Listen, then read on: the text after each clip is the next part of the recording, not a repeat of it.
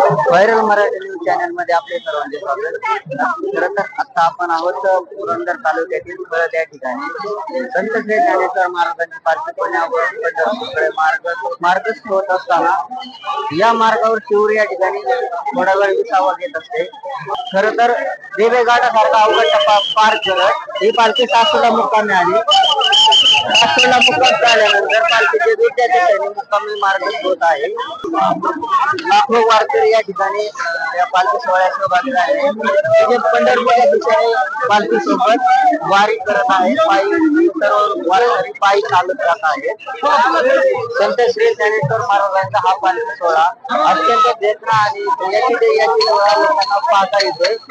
कसा वाटतो वारीचा प्रवास? कुठून आला काय सांगाल? वारीचा प्रवास खूप छान वाटतोय.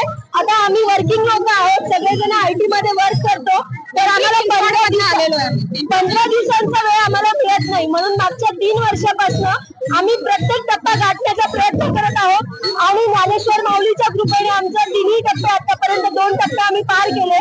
हा 3रा वर्ष आणि 3रा टप्पा आम्ही पार करत आहोत आणि वारीमध्ये खूप आनंद येत आहे आणि आम्ही आनंद घेत आहोत.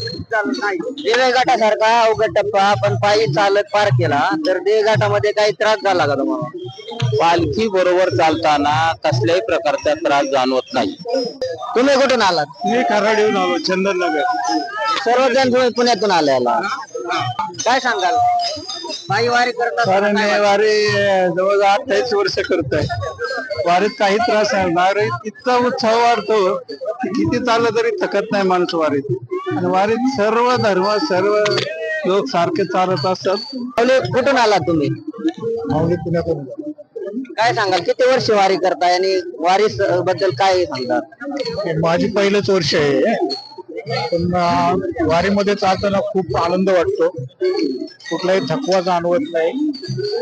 कसं चाललं जातं तेही कळत नाही. काय सांगाल, वारीमध्ये किती वर्ष आपण सहभागी झाले? 2016 पासून चालतो वारीमध्ये, त्यामुळे काही त्रास नाही. 1 वर्षाची ऊर्जा मिळते वारीमध्ये. ही आमची 5 वर्षाची वारी, 5वं वर्ष. आम्ही सासवड ते शिवरी आणि नंतर चिचोळी अशी आमची पायवारी असते दरवर्षी. 5वं वर्ष चाललंय. येत असतो छान वारी, एकदम आनंद आहे. सगळं काही वारकऱ्यांसाठी एवढ्या सुविधा असतात. प्रसाद, महाप्रसाद, पाणी, आरोग्याची सगळी सेवा, एक आनंद आहे. पंढरीची वारी फार म्हणजे एकदम छान. वारी म्हणजे आपल्या भारत देशातलं एक धार्मिक असं लोकांचं श्रद्धास्थान आहे की ज्याच्याद्वारे तिथं सर्व समानता आहे, कोणत्याही प्रकारचा भेदभाव नाही. ही वारी अशीच उत्तर वाढत जाऊ आणि ही एक भारताची जगाला दिलेली मोठी देणगी आहे.